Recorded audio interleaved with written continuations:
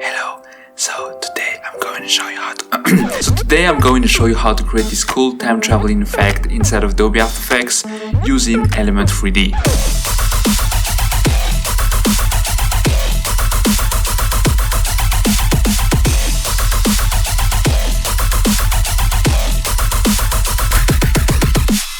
Hi guys, my name is Andy Craig and thank you for watching this video, and so let's go directly into it. So the first step is to create a new composition, so Ctrl N for that, and you can just rename it Tube, right? About the resolution, you can just keep it 1280 by 648 and click OK. Next step is to create a new solid, so you have to go to right click here, new solid, but because you're smart, you can just do Ctrl Y. You can rename that E3D and make comp size and choose OK. Now the next step is to load Element 3D for applying our effect. So for that you can just go to Effect, Video Copilot, Element 3D, or you can use this cool plugin which is free by Video Copilot. It's called FX Console. So I'm gonna put the link in the description if you don't know what is it, but really cool. So I'm going to load Element 3D right here, and you can go inside of the scene setup right now. Now we are inside of the scene setup, and recently Video Copilot just released a cool free plugin for Adobe After Effects. It's called Orb, and Orb will help you to create kinds of planets and things, but initially it helps you creating spheres. Yeah, but with some, tweakings in the settings, you can just do kinds of planets or any sphere-based artworks, okay? And today, it's my turn to show you how to create not spheres, but cylinders. So you can go to Create Cylinder, click on that, okay? So I'm going to hide the grid by hitting G, and there we go. Now we want something like really long and not that large, okay? So go to the cylinder model, click on that, and you've got the height value. You can put like 60 thing, okay? So now it's really long. And on the radius, let's put something like 1.7, who cares? Let's go down with the sides, go to 20, and on the height segment. So the height segments are really important. If you go inside of the wireframe view here, you will see that there is no horizontal segments following the cylinder along, right? But because you're going to bend this cylinder model here and there, the more you have height segments, the more the cylinder will be bended really well, okay? So just put a high value like 60, it's really cool, right? So now we've got, horizontal lines, horizontal segments. And anyway, if you are a 3D user, if you're a 3D guy, you know what I mean. Let's go back to the shaded and let's continue playing with these settings right here. Actually, we don't need chamfer anymore, so just choose 0. Same thing for the chamfer segment, just set it to 1. And in addition to that, you can just enable this no smoothing thing. So it sounds really weird to, check this no smoothing, but we don't need this anymore. You can just check it out. If you uncheck, you've got something really smooth, of course, but what's important for us is to go inside of the model. So basically, let's go inside of the model. And this is the first issue right now. When you go outside of the model, you can see it, okay? But once you go inside of it, there is nothing. That's really normal. That's because the normals should be inverted. To fix that, what you have to do is just go outside first and click on the cylinder model, and we've got here Surface Options tab. Click on that, and just down below we've got Invert Normals button. Okay, you can click on that and there you go. You can now go inside of the normals. So basically, inverting normals will just invert the disposition of your faces. So if you uncheck that, your faces will be displayed outside of the model. But if you just invert the normals, all the faces will be available and oriented inside. Okay, I hope you understand that. If not, just write a comment below. Anyway, okay, so we did it. That's pretty cool. But next step is to add aestheticism to this cylinder. For that, you have to add textures. So In order to add textures, you have to go down here on the arrow here, and you can just select this kind of slot, and those slots are quietly similar to Cinema 4D ones. Okay, we can just click on the slots called default, and there inside you've got many maps things. Okay, you've got diffuse, glossiness, reflectivity, illumination, normal, bump, occlusion, and environment. Okay, so let's go inside of the none state, because we have to add the texture first inside of the diffuse. And click on the load texture to load your texture. Okay, so here you go on the texture selection. You can use any kinds of images and pictures you have. There's no restriction to that. But today I'm going to use Interstellar Unpack for the texture actually.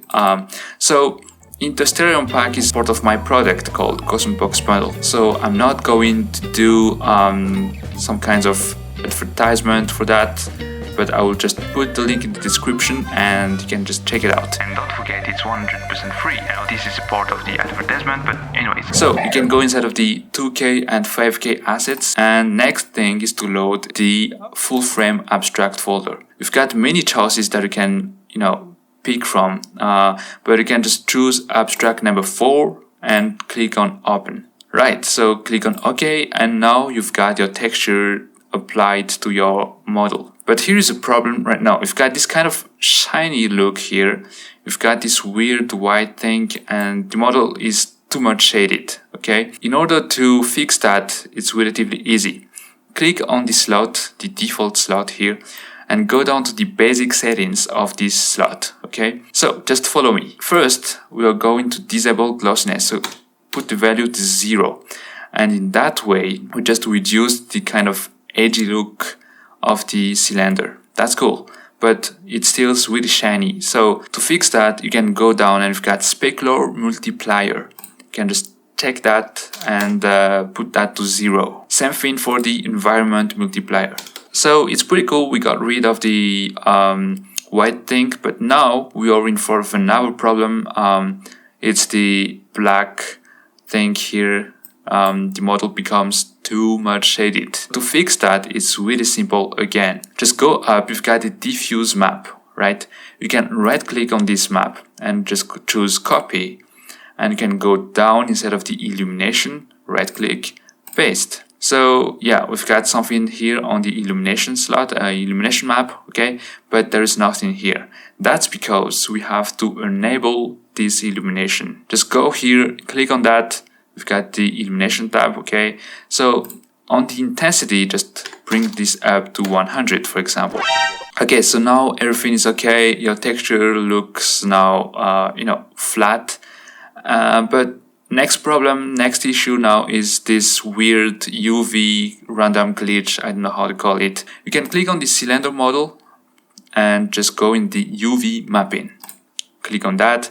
You've got texture mapping, and you can just change this to anything you want. You can try those one by one. This really depends on your textures, but you can just pick one of them. But today, for the sake of the tutorial, I'm going to use box. And there you go. You still have the glitch here, but you can fix that easily. We want the texture to be stretched, like giving this kind of lines coming along the cylinder model. So in order to give that effect, what you have to do is just click on the cylinder, and always inside of the UV mapping tab, you've got UV repeat. So this is the U value, okay, and this is the V value. So for that, you have to reduce that value in order to give this kind of line coming along the cylinder model. Okay, so let's reduce this to 0.16, 0.16, and there we go. We've got lines coming up here. But the next issue right now, I know this tutorial is full of issues. No, God! No, God, please, no! No! No! I know this tutorial is full of issues, but the troubleshooting is always easy to cover up. Okay, so the next issue here is this weird cap UV glitch again. So I don't want to show this to the audience. So what I have to do, I have to create a new cylinder. So go to create cylinder, and now you've got this white thing. Okay, so we have to put that at the end of the model. of the main cylinder that you have to rename, 01, for example. So take the cylinder model that you've just created and push it through back to the end of the 01 thing. Okay, so it's really small and it hides nothing, but just by playing with some setting, you can just have something great. So click on the cylinder model, right? And go back here on this section and you can increase the radius. Okay, so now the height can be reduced to, I don't know, 0.23, and you can just put that correctly just behind at the end of the 01 model. Okay, so if we go back inside, what's going on? You can see that this cylinder is now hiding this glitching issue just behind. But you've got this kind of gray thing, so you have to boost that white to just give the kind of glowish in color, I don't know how to call it, the blooming color at the end. And you will see that if this effect will be cool at the end of the tutorial. Okay, so go on the cylinder and bring the default slot again, right? And so now directly go to the illumination tab, and instead of the intensity you have to set this to 100. Now you have something really punchy, really white, and it's exactly what we want. You can just go beyond that if you want, but 100 is pretty cool. Anyway, so let's move on to the next step, and let me explain basically our workflow here. You've got two choices. First, you can just create a camera inside of this model, and you can just make the camera moving inside of it, and that's pretty great, but you will have to get a really long cylinder, and that's really weird to do. And above all, if you're going to add some movement to the camera and some direction to the cylinder here, you'll see that, this is really complicated. So you can just come up with a cool idea, which is just animating the UV offset of this texture. So let me show you. Just go inside of the 01 model here, inside of the slot of this one, okay? You can click on this model, and just go here on the UV mapping thing, and you've got this UV offset. So this is the U offset and this is the V offset, quietly like this one. But repeat will just repeat the textures like 2 times, 3 times, and you will see that your texture will be repetitive, right? But the offset, like how it's named, it will just offset the textures without repeating anything, okay? So it will just displace, if you want, the texture along the cylinder. So it's exactly what you want. Just check the V offset and move this like this, okay? So now you can see that you've got the cool coming through the camera effect, but here we are with another problem. There is no stopwatches inside of the Element 3D panels, so you can't animate it directly here. So to fix that issue, it's really simple. Again, click on the 01 right now, okay? And so you've got 2 gears here. It's called auxiliary channels, okay? Click on that and here go auxiliary animations. How does it works? Let me explain. I will take time to explain to you, right? Auxiliary channels will just assign some property channel into individual models. Okay, let me explain deeper. Basically, you've got here the first cylinder, okay, inside of the group 1. If I'd like to move that into a certain position, I will move the position of the group 1. But now, what if I'd like to move this white cylinder in this direction and this, the 01 into another direction? It won't be possible without the help of auxiliary channel. And basically, by assigning different channels, different auxiliary channels inside of those models, you'll be able to move those individually later. For example, let's directly do it. We've got the 01. You can just put this on channel 1. And for example, if I just click on the cylinder model and just go inside of the auxiliary animation here and choose channel number 2, okay, you get separated values, separated properties in order to animate them separately. Like you've got position, rotation, scale, and UV properties for this, And we've got other properties of position, rotation, scaling, and UV things for this for this other model. So the most important is just that we put this 0,1 model inside of the channel number 1 in order to move this value, okay? So let me show you that directly in application. Click on OK.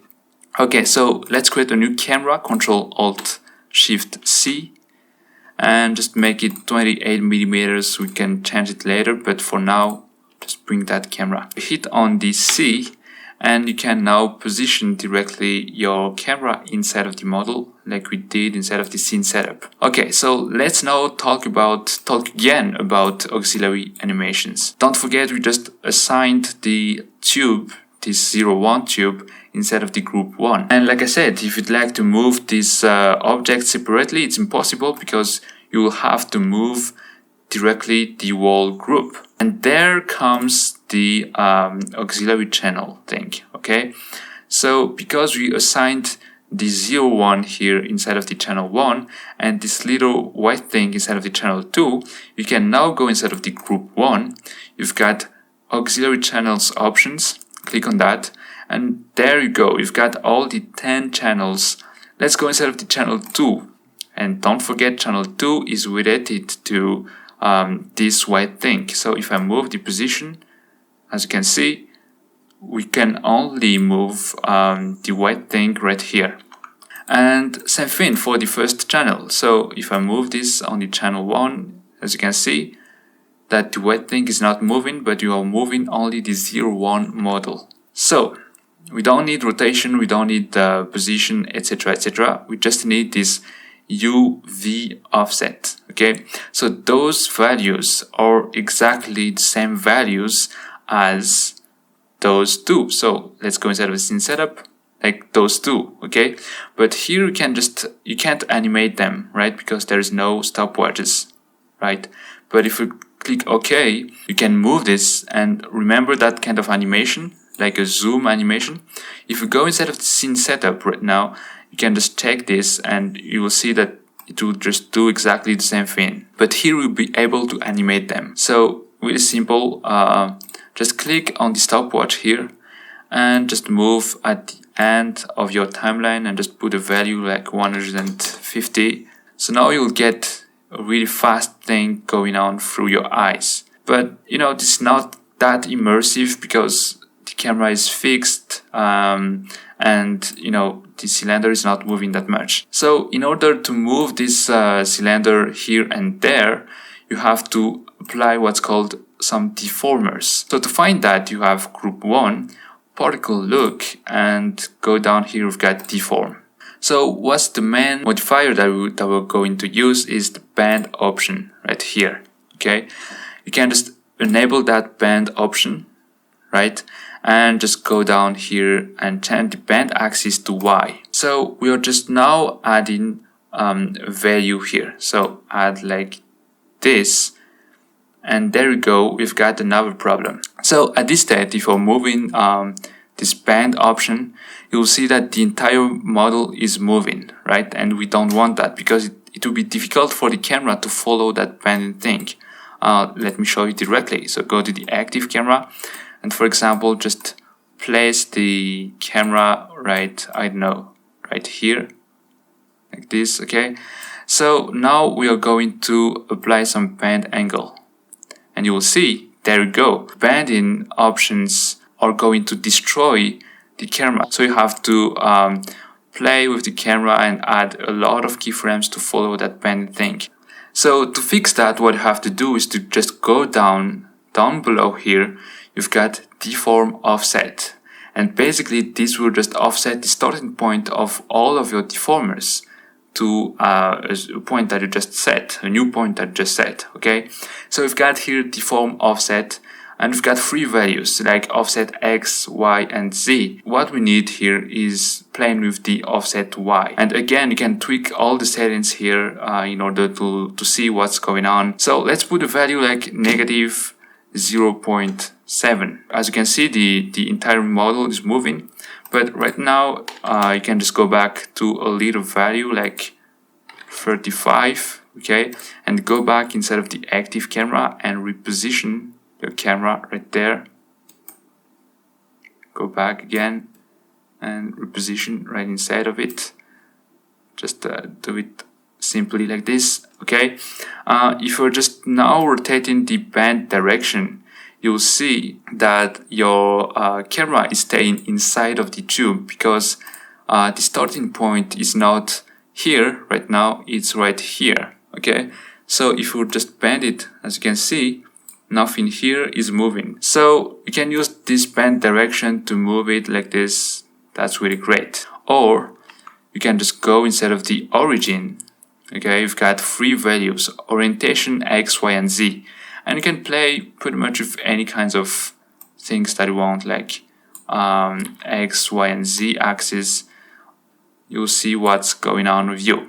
But we are going to use expressions in order to create some automatic things, automatic animation. For the first one, on the orientation X, hold down Alt on your keyboard and just click on the stopwatch. And this is the expression panel, right?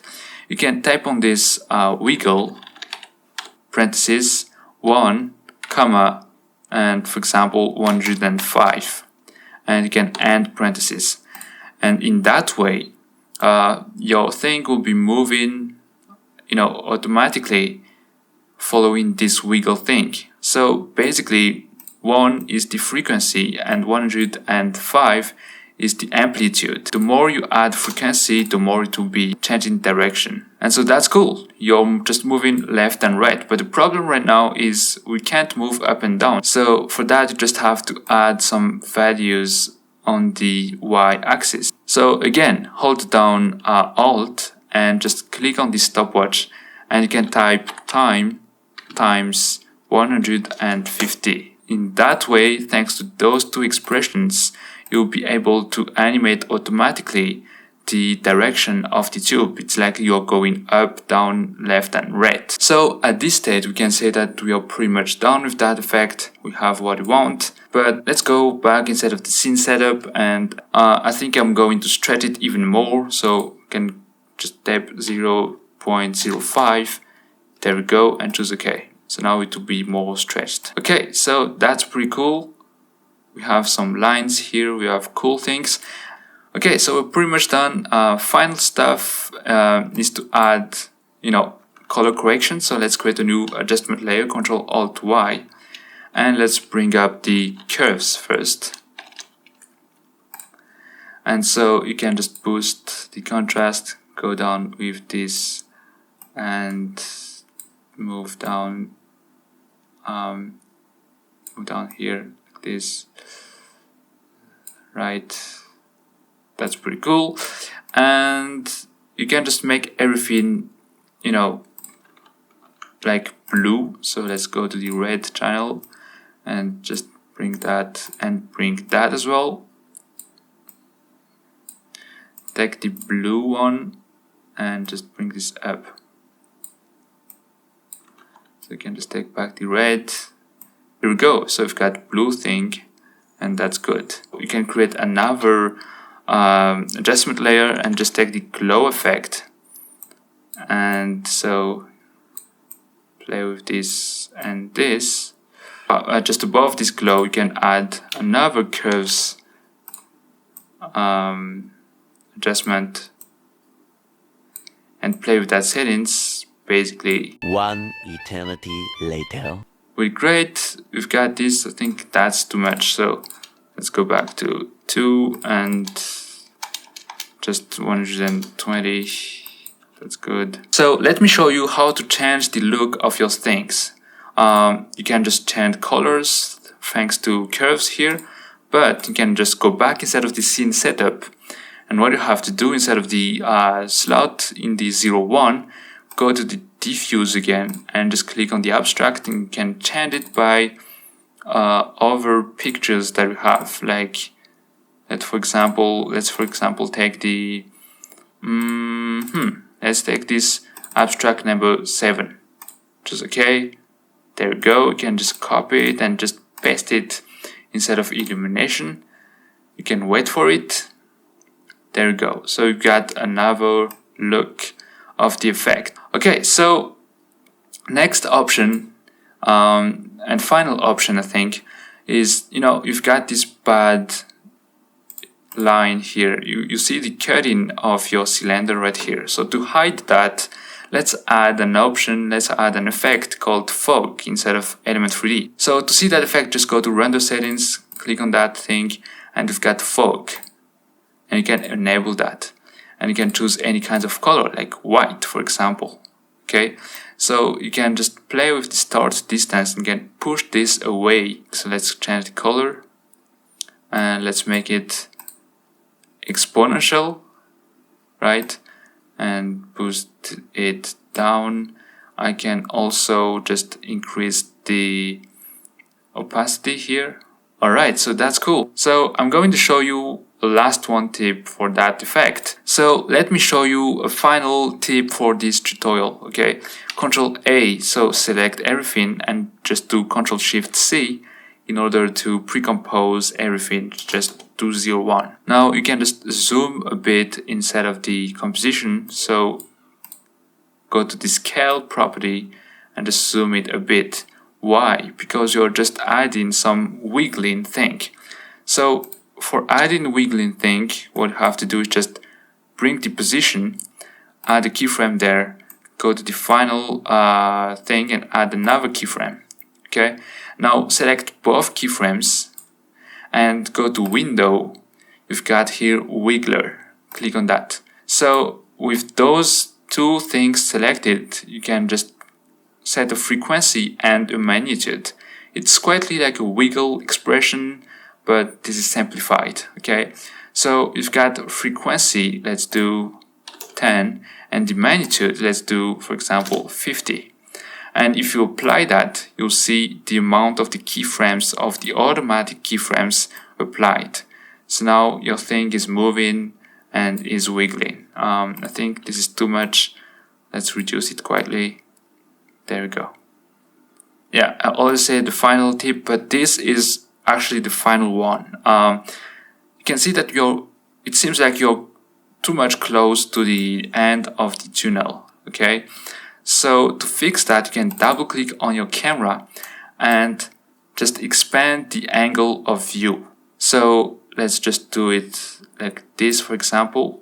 And so now the tube will just seem longer. Okay, so I think we are at the end of the tutorial. Normally this should be a really fast effect. You can create it in few minutes, but I explained some tricky things, some tricky settings of Element 3D, so that's why it's quietly longer. And a little disclaimer at the end. I want to say that this is my first English tutorial.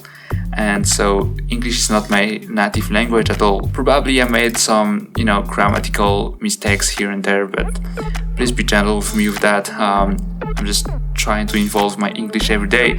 So anyways, thank you for watching. Again, if you've got some questions or anything else, you can just comment down below. You can share it. And YouTube is not my full-time job, but yeah, it's really fun to say that, so just hit the like button if you liked the tutorial and don't forget to subscribe. See you later. Cheers.